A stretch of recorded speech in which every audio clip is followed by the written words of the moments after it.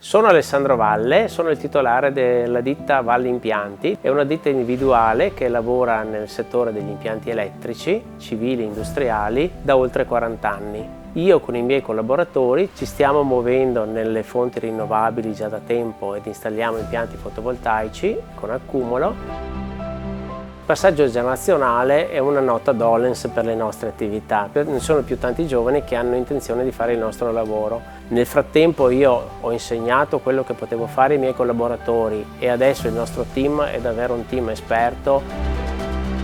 Ho scelto di diventare un maestro artigiano e di sfruttare questa opportunità perché dopo tanti anni di lavoro mi dispiacerebbe che il mio know-how e le mie conoscenze andassero perse. Non è detto che i miei figli o i miei collaboratori vogliano intraprendere la mia attività e il fatto di diventare maestro artigiano mi permetterà di trasferire quello che ho imparato.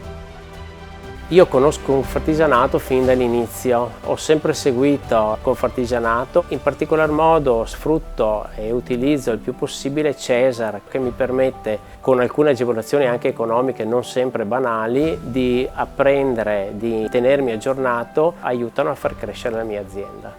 Artigiani sempre sul pezzo.